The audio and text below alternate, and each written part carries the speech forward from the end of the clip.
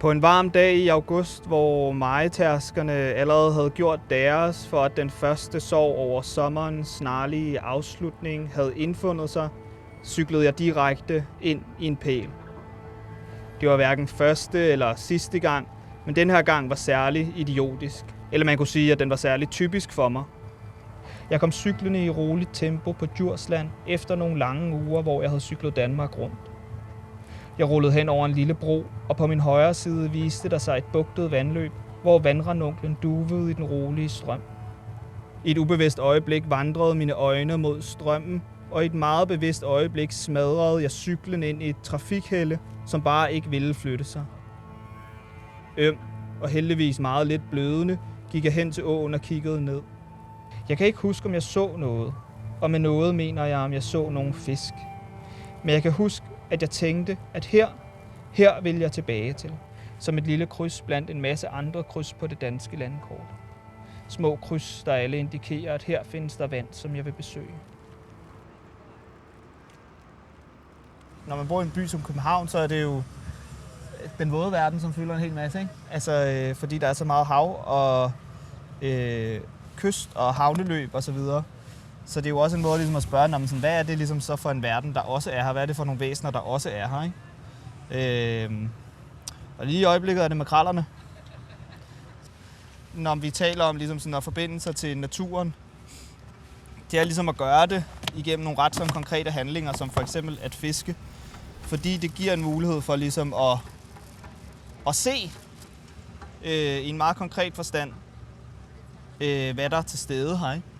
Og man kan sige, at det er en lidt voldelig måde at gøre det på, fordi det handler tit om at slå noget ihjel, eller fange noget, og på en eller anden måde være en del af en smertefuld handling. Ikke? Og det er jo også en etik, som jeg forhandler med mig selv en gang imellem. Ikke?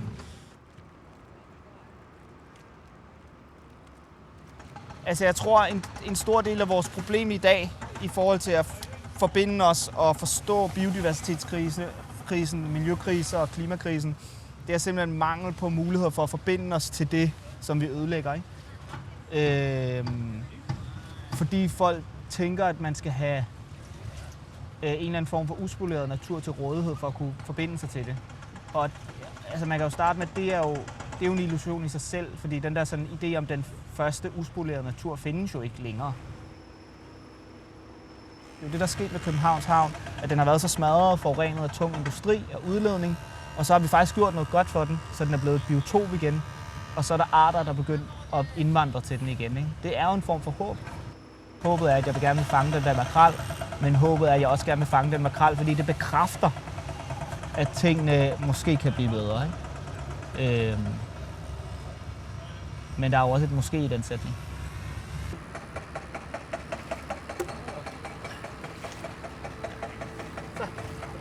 Jeg er draget af vand. Havet, åerne og søerne er en bevægelse i mig. Den driver mig ud af døren og ud mod vandet. Jeg er en farlig bilist, fordi mit blik flakker, når alt det blå viser sig i horisonten. Jeg tænker over, hvad der gemmer sig under vandoverfladen, og jeg overvejer straks, hvordan det kan lade sig gøre at fange de fisk, som lever deres liv i en helt anden verden end vores. Jeg har ikke tal på, hvor mange gange jeg har siddet på Google Maps og skiftet mellem kortfunktionen og satellitfunktionen. Jeg har fulgt udrettet åers løb gennem landbrugsland for at se, om der kunne være en mulighed for et par sving, hvor bækkeørrederne stadig kunne leve. Jeg har studeret tangskove og dybdekurver langs kystlinjerne i jagten på gunstige steder at fange havørred langs Amagers kyster, og jeg har markeret endnu ukendte søer i min barndoms landskab, hvor jeg vil tilbage og fange den store gede, jeg aldrig fik som barn. Det er noget, jeg gør, når jeg ikke har tid til at fiske. Så sidder jeg der og tænker. Lader forestillingen forvilde sig ud i noget, som måske aldrig kommer til at ske, men som jeg sidder og håber kunne ske. Den store havørred, der kunne gemme sig ikke langt fra mit hjem på Amagerbro. Jeg slapper ikke sådan af, når jeg fisker på den måde. Altså, jeg tror, det handler rigtig meget om den der kontakt. Altså det, at der er noget. Altså jeg tager ikke herud for at sidde på en sten. Når jeg ligesom mærker, at fisken hugger, så er der en eller anden sådan cross-species fornemmelse At sådan det der med at være, som ikke handler om sådan noget jægerinstinkt. Det synes jeg er lidt kedeligt at kalde det i dag. Men som mere handler om sådan fornemmelsen af en anden art. Det lyder også jo sindssygt, ikke? Altså at sige det, fordi det er den jo ikke bedt om, vel? Men jeg tror, der er noget, den der fornemmelse af en anden art, at jeg kan bruge det til et eller andet. Til at så også sådan sætte mig i den art sted i forhold til at gøre noget for leveforhold og gøre noget for, at den verden bliver bedre og sådan noget. Og så er det jo totalt paradoksalt, at der skal en voldelig handling til. Hvorfor skal der det? Det er jo heller ikke sikkert, at der skal det hele mit liv. Men altså, indtil videre er det jo primært fiskere, der gør noget for, at fisk har det bedre. På en eller anden måde, så kan det jo være fedt, hvis det ikke var sådan altid. Tænk, hvis ministeren gjorde noget ved det. Det håbede du. Og så derefter, når håbet brister, så lærer jeg at leve med det. Det bliver ikke i dag. Og den der idé om, at vi ligesom bare kan lade ting være. Hvis vi bare sådan forlod det her sted, så vil naturen komme og gro det over, og så vil alt blive godt. Det er også på mange måder virkelig bullshit. Fordi den skal ligesom have hjælp på en eller anden måde. Og det kunne måske være en måde, vi kunne redde løsfiskeriet. At hvis man ligesom var, hvis vi var gletsjeren på en eller anden måde, og ligesom fjernede alt det der lort, det vi har lavet, hvor man ligesom tager de der fejl på sig, og bare ligesom er sådan, ja, vi har fucket totalt op. Kunne vi gøre det på en anden måde, ikke? Og kunne vi aktivt gøre noget godt ved det. Altså det vi fisker, det der er sjovt, altså det der er sjovt, men jo også enormt sørgeligt ved at fiske de her steder. Det er jo sådan en landskabsmæssig ruin, vi fisker i, ikke? Altså prøv at kigge, ikke? Altså der er jo fucking grimt. Altså og egentlig er det jo sørgeligt. Men der er jo også noget, apropos håbefuldt i, at noget insisterer på at leve her.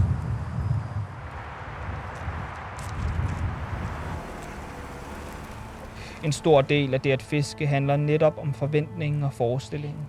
At håbe på noget. Jeg tænkte i mange år, at det var naivt, men jeg får mere og mere brug for det. Når jeg fortæller andre, der ikke fisker, at jeg igen skal afsted, bliver det ofte mødt af en dyb forundring over, at jeg gider. Hvad er det, der findes derude, der får mig til at tage afsted igen og igen? Det har selvfølgelig noget at gøre med spændingen. Jeg synes, at det er enormt spændende at forsøge at fange en fisk. Men det har især noget at gøre med at befinde sig et andet sted. Det er unødvendigt at fiske. Det er uproduktivt og ineffektivt. Det er en del af pointen. Det føles rigtigt at bade gennem bakkerne i højt græs langs en smal bæk, mens jeg egentlig burde arbejde.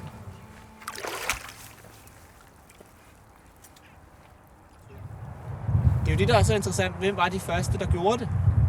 Vi ved det ikke, fordi det er jo lang tid før, vi har et skriftsprog. Men hvem var de første, som bare gjorde det for sjov? Altså, de finder aldrig ud af det. Og kan de bare gjort det for sjov, selvom det var et arbejde at skaffe mad? Det kunne de jo godt. Det er bare fordi, vi har måske et lidt sygt arbejde, et billede på arbejde. Ikke? Det skal være røvkedeligt, eller man skal have travlt. Jeg har jo brug for at fange noget, for at det ligesom bliver ved.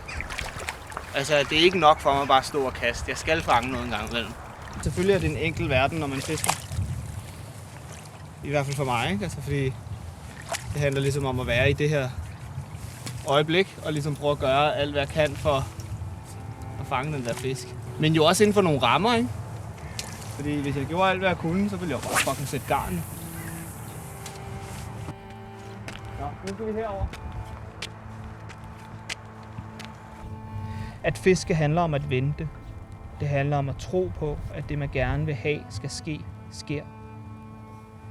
Den udenforstående tror nok, at der aldrig sker noget, før fisken er gået på krogen. Men det er forkert. For mange fiskere er slutmålet naturligvis at fange en fisk, men det kræver, at man aktiverer et sæt af evner, der konstant skal være i bevægelse. Jeg er sjældent mere koncentreret, end når jeg fisker. Jeg er fuldkommen beskæftiget med det, jeg laver, og med det mener jeg at læse vandet. Hvordan er strømmen? Er vandet klart? Er det varmt? Men også vindens retning. Om det er muligt at se fisk. Dernæst handler det om teknik. At kaste, at vælge det rigtige blink eller den bedste flue på dagen. Forberedelsen er en stor del af det. Tjekke vejrudsigten dagen før, og inden man tager afsted, afse sig en række pladser og gøre gradet klar. Ankomme til pladsen, lave kastet til en set fisk, vente på øjeblikket, hvor den hugger, og så alligevel fejle. For det meste fanger jeg faktisk ikke fisk. Det har næsten været det sværeste at vende tilbage til. At genlære sig, at jeg kan gøre alting rigtigt, og alligevel ikke nå i mål. Hvem er jeg i det? Altså, det er jo hele tiden et spørgsmål, ikke? Altså, hvad fanden har jeg gang i nu? Og på en eller anden måde en meget sådan fin metafor for livet, ikke? Så, hvad fanden har jeg gang i nu? Hvor fanden skal de hen med det her, ikke? Altså, kan jo være svært at blive i de der situationer, hvor man er i tvivl og alt sådan noget, ikke? Vi kan gøre alt rigtigt, men hvis fisken ikke vil, så er det uden for vores kontrol. Og derfor må vi håbe. Selvfølgelig kan det at kaste i smukke omgivelser være en belønning i sig selv, men nogle gange har man brug for en ørred for enden af linen, og selvom alle lystfiskeres tålmodighed bliver prøvet, vender de sande af dem tilbage til vandet, fordi det besidder overbevisende. At fiske handler om at forbinde sig til et landskab, men hvilket? I Danmark vil det sige en komplet forandret, dyrkningspåvirket natur, der kan beskrives som en slags ruin, hvor livet fortsætter på trods. En serie af forandrede levesteder, hvor der til gengæld også hele tiden opstår nye potentialer for liv, nye besværlige forbindelser, der tidligere har været helt utænkelige. At forbinde sig til den type af landskaber, arter og liv, kræver, at man vil blive besværet. Det kræver, at vi kan forlade ideen om mennesket som et uafhængigt individ, ja indse, at vi som art er afhængige af andre arter. Det er tid til at skabe nye forbindelser mellem arterne, og den bevægelse er fyldt med håb. At blive besværet kræver, at man ikke forfalder til en forestilling om en gylden fortid og en frygtelig fremtid, men i stedet bliver i nuet og fortæller historier om en skadet jord og finder ud af, hvor livet er muligt at genoplive og genoprette og gentage. I forhold til lystfiskeriet handler det også om at erkende, hvor forbundet passionen for fiskeriet er til en særlig traditionel form for maskulinitet, der er trængen til at dominere naturen og dyrene i sig. En form for maskulinitet, der har omsorgen over for verden som sin umiddelbare modsætning. Men det behøver ikke at være sådan. Det kunne være anderledes. Sådan må vi tænke.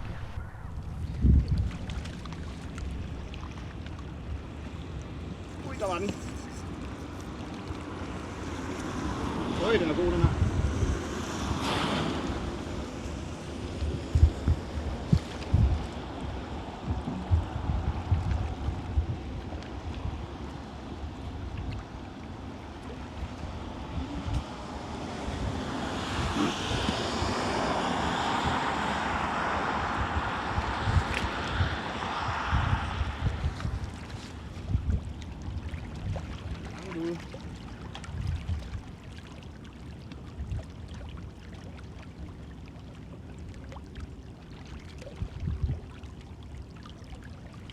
Øj, nu skal den ikke ind og sidde stenene.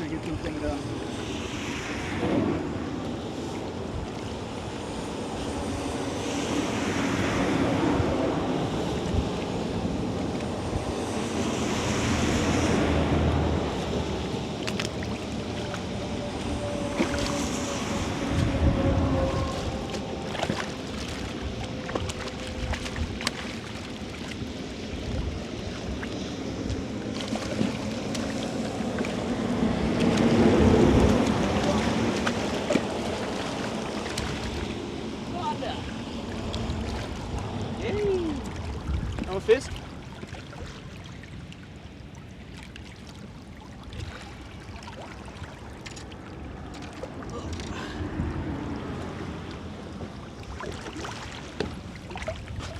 Øj, den er god. Jeg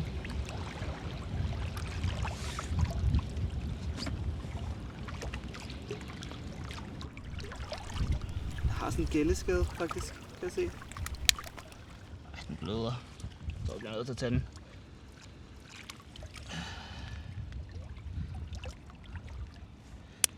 helt klippet her.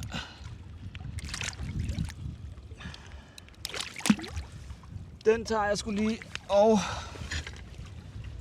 ser om jeg lige giver lidt sidste forsøg på afkrogen. Og ellers så kommer den hjem til gryden, den her.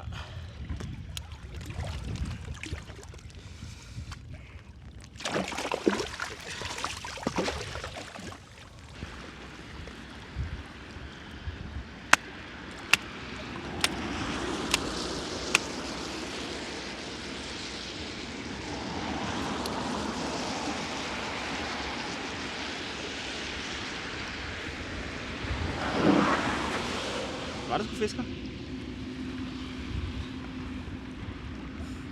Jeg tager måske 5 fisk med hjem i løbet af sådan en sæson, ikke?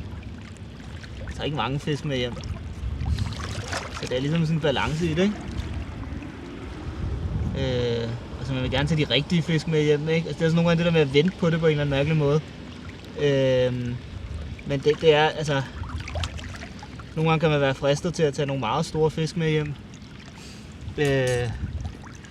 Men de er bare ret vigtige for gydningen. Ofte. Den har fandme spist. Det er vildt nok, at den slog så prompte til den, fordi den mavesæk er helt fyldt. Nogle gange så kan det være... Jeg har ikke sådan noget problem med det her og sådan noget. Altså, det er jo bare, hvad det er.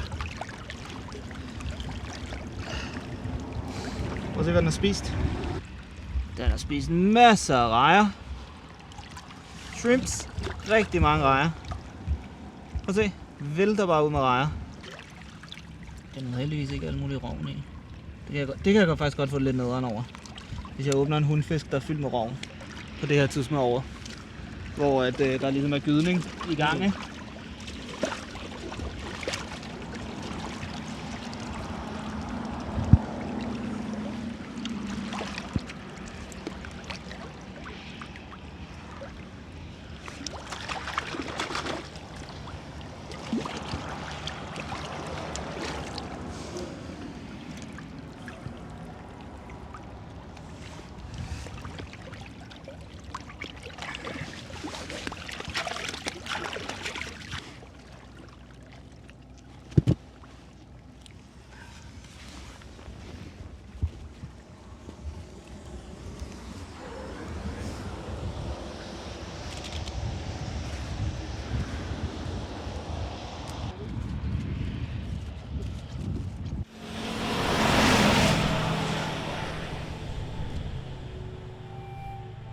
Jeg siger uden ironi, at vi lever i en tid, hvor vi har brug for at lære at håbe igen. Vi har brug for at håbe på, at vi kan gøre tingene anderledes, end vi har gjort det før. Det kræver, at vi lærer os selv nye ting, nye måder at se verden på. Det kræver også, at vi accepterer, at selvom vi lærer at mestre tingene, så er det ikke sikkert, at det lykkes i første forsøg, men det kan være, at det lykkes, hvis vi bliver ved. Der er et håb i de mindste handlinger.